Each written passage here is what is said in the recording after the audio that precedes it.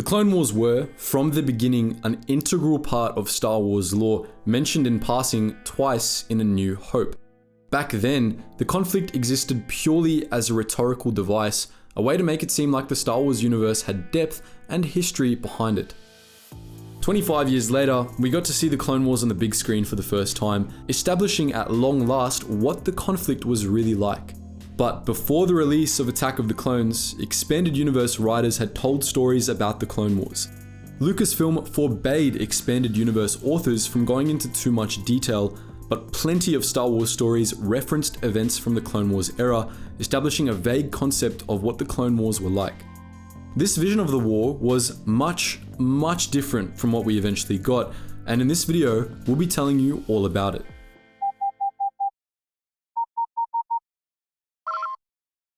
Attention, Sergeant on deck! Most Expanded Universe works that reference the Clone Wars did so fleetingly, like A New Hope did. The Clone Wars were used to establish a sense of timeline representing an important event in the recent past that could be invoked to give characters or installations some easy backstory. Originally, the Clone Wars were dated as happening around 35 years before the Battle of Yavin, though this was changed to 22 BBY by Attack of the Clone Wars. This made the conflict within living memory, but still decidedly in the past. It's worth noting that many of the details about the OG Clone Wars were inconsistent from author to author.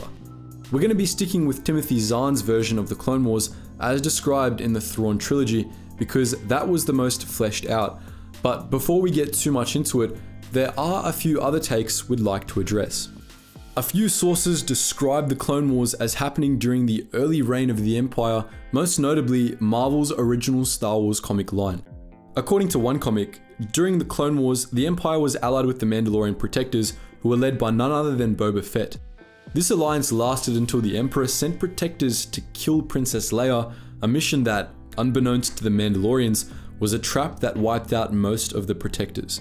This story was later retconned to work with the Clone Wars we all know and love, with Boba Fett becoming the ARC Trooper Spar, Leia becoming Padme, and the Protectors fighting for the Separatists.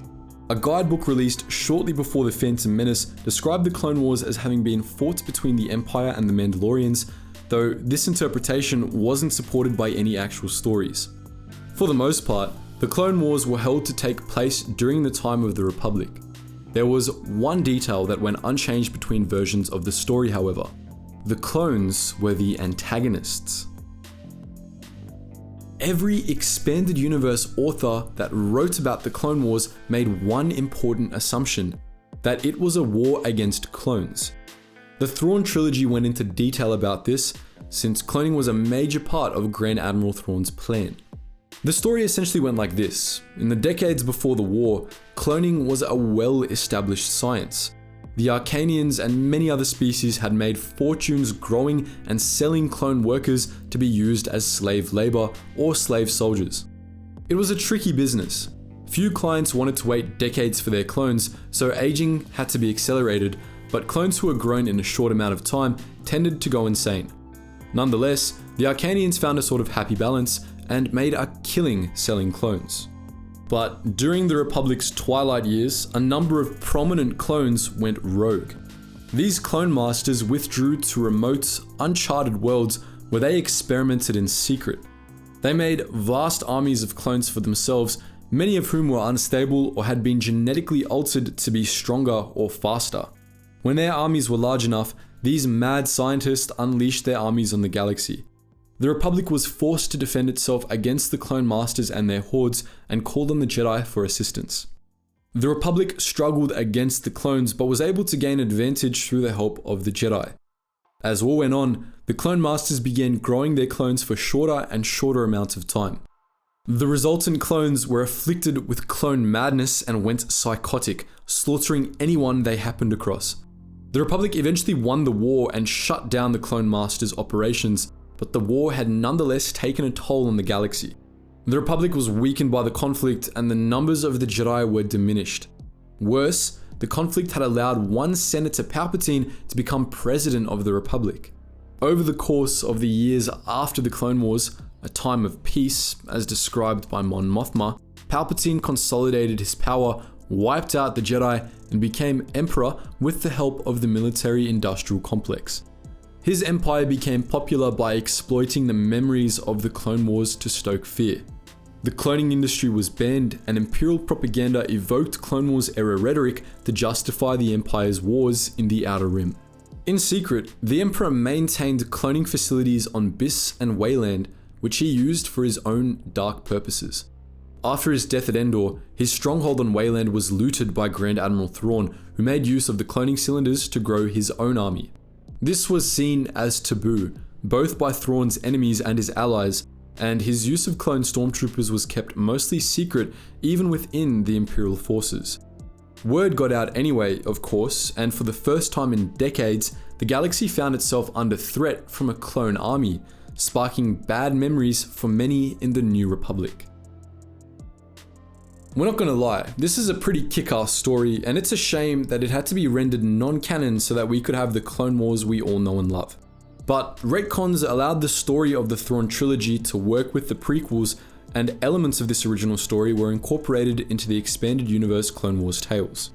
We've already mentioned how the story of the Mandalorian Protectors was brought over into the post-prequels expanded universe timeline, but the general premise of the old expanded universe Clone Wars, the Republic fighting an army of insane clones, was worked into later stories as well.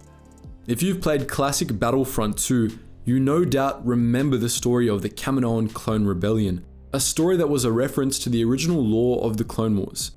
The Kaminoan renegades in that mission were deliberately referred to as Clonemasters, and though the anti-troopers that the 501st fought on Kamino weren't insane, the parallels were still apparent. The premise of the Republic fighting an army of insane clones was also carried over through retcons. The Star Wars Republic comics introduced the story of the Siege of Seleucami, in which the Republic battled a separatist clone army of insane Nikto warriors. This force, the Morgukai Shadow Army, was cloned from a Nikto named Bok, and its warriors were trained by elite Anzati assassins. These separatist clones were trained Jedi killers and a grave threat to the Republic. The Jedi laid siege to Seleucami for 5 months to keep the Morgukai Shadow Army from escaping, and was eventually successful in wiping them out. Characters that supposedly fought in the Clone Wars, like Boba Fett, had their backstories rewritten to work with the new timeline, but artifacts from their original backstories persisted. For example, Boba Fett was originally meant to be the Elias of Jasta Mareel, an old journeyman protector from Concord Dawn. Of course, Attack of the Clones revealed Boba Fett to be a clone of Jango Fett, but parts of Fett's old backstory survived as retcons. Jasta Mareel became the name of Jango Fett's mentor, and expanded universe works described Boba Fett's career as a journeyman protector on Concord Dawn after the Clone Wars, working in most of his original story. The original tale of the Clone Wars has largely faded into myth, but parts of it survive to this day. Traces of it worked their way into post-prequel legend stories, and some have even found their way into canon.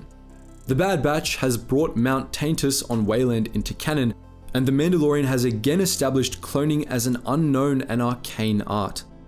The story may change, but the themes, it seems, will always persist. So that's our look at how the Clone Wars were originally supposed to play out. But what do you think? Would you be interested in hearing about some other old expanded universe tales? Let us know all that and more in the comment section below. As always guys, thank you so much for watching, and I hope to see you in the next video.